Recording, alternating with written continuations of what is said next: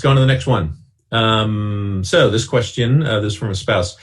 My husband has a very low emotional IQ. By the way, that's true of every guy who gets into recovery. At the same time, he has admitted to habitually using his confusion to avoid or not humbly listen to or care about me and our kids. How can I discern when to extend grace, understanding, patience, and when to call him out on making excuses and dishonesty? So this is tough.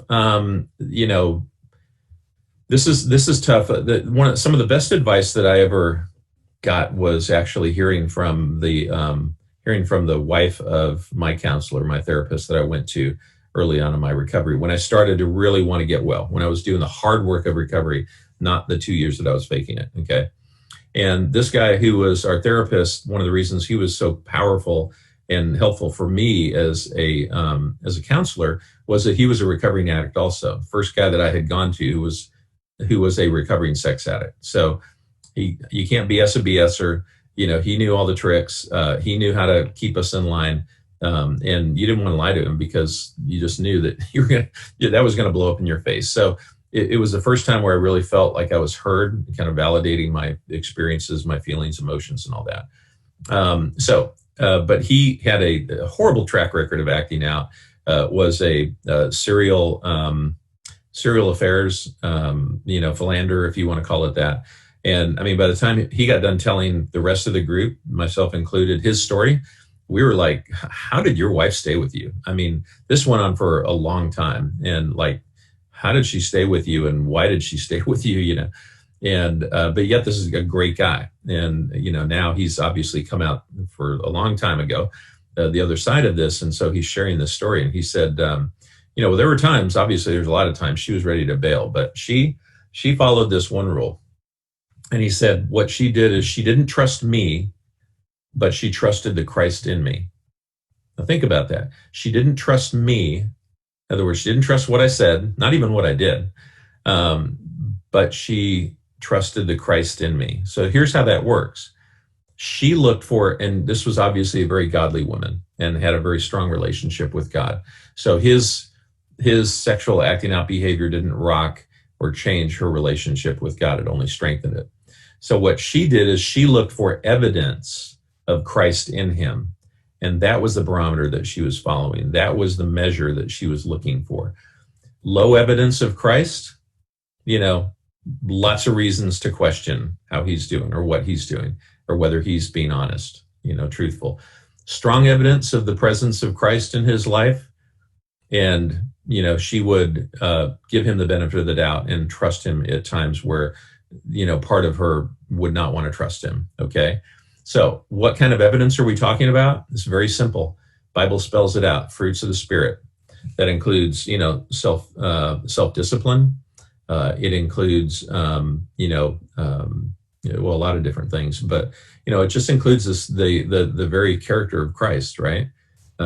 Being honest, being gentle, being committed. I mean, all these different things. There are specific characteristics actually that are related to the fruit of the Spirit. And I only mentioned probably one or two of them out of that. I'm sorry I don't have the whole list, but you can go look it up in Scripture. But I know self-discipline's a biggie and others. So if you see the character of Christ coming out in your husband, okay, or your wife, if your wife is the one who's sexually addicted, and you feel like there's strong evidence that Jesus, the presence of Christ, is growing in him or her, then you can trust that. If you don't see that, you can't trust that, okay? If you don't see, and what are the things that show a lack of connection with God through Jesus Christ? Defensiveness, self-centeredness, arrogance, argumentativeness, in self-serving as opposed to having a servant spirit towards you. I mean, all these things, anger, rage. Okay, if you see more of that, then you see evidence of Christ. Doesn't matter whether he goes to church every day. It's all in the fruit of the Spirit and what is coming out. What's the overflow or the outflow of his relationship with God. You should see that growing over time as they move through the stages of recovery from hopeful to gutsy, right? To braveful to heroic. You should see a change in their identity, and you should be able to see that very clearly in all respects, the way they deal with you, the way they deal with your children, the way they deal with friends and family. And if you don't see those changes, and if you hear the defensiveness, or if you hear excuses, or if you hear this kicking the can down the road kind of mentality of, procrastination or putting things off, or if they're, being more, if they're being more manipulative and actually doing some, what we call gaslighting or crazy making, trying to get you to doubt whether you're actually seeing things clearly or not, throwing up smoke screens and trying to, get you off their trail, basically throw you off the scent. That's problematic. That shows that, they're headed in the wrong direction, or they're just stalled out. So then you got to just, trust that. And if you have others who you trust their judgment and you trust their ability to see a person's spiritual condition, and they're, affirming what you're seeing, then that's even further evidence for you. But you need to develop that discernment yourself, but understand at the same time that even the best of us can be tricked. Okay. So don't take it personally. Don't take it hard.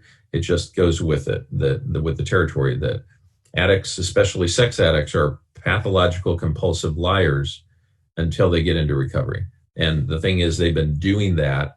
They've been lying and learning how to lie ever since they were preteens. Because I've yet to meet, a full-blown sex addict who didn't start, in pre-puberty or around the age of puberty. So, that relationship with pornography. So ever since they had something to hide, they've been learning how to lie. And so it's really important that you understand that. Also, understand in terms of the low emotional IQ, this is probably the number one thing that spouses look for, and the number one mistake they make in walking alongside a husband or a spouse who's a struggler is the unrealistic expectation that they will have a stronger emotional connection with that person right away once they get into recovery. It's not going to happen like that. Their focus and our focus as their mentors is to get them to stop the behavior, stop the acting out behavior. That has nothing to do with helping them rebuild their emotional capacity to connect with you. That's, we're doing triage. The first thing you do is get them to stop. Okay. Stop the behavior. They have to go through detox. They have to get away from this unhealthy behavior of acting out with, sexual stimulus, whether it's pornography or people or what have you. We got to get them to a point where they're living in sobriety, they're living sober before we can ever start to work on, rebuilding their emotional capacity. But when they come to us as full-blown addicts, they're an emotional wasteland. They have no ability to really connect honestly with other people, including themselves, emotionally. So everyone starts off with low or zero emotional IQ, and that usually doesn't start to really rebuild itself until at least 6 months into the recovery process. And you may not even perceive many changes until close to a year, into the recovery process. And that's if they're doing the hard work. If they're faking it or they're, back and forthing it and stuff, it may take even longer. But just so you understand, don't look for strong evidence of emotional connection happening right away. That doesn't mean that they're not growing and they're not learning, they're not doing the right things and actually getting well. It's just not the first thing that we focus in on. And usually that's one of the later things that shows up, is their ability to be able to emotionally connect with others. And your ability to see that and perceive that is, you're not going to be able to see that until they've really done a lot of work in that area. So probably 6 months out, at the very least, you might start to see some indicators. But in those first 6 months, it's going to be a wasteland, and it may even be the first year. Okay, so depends on the person. It can take longer for some than for others. All right.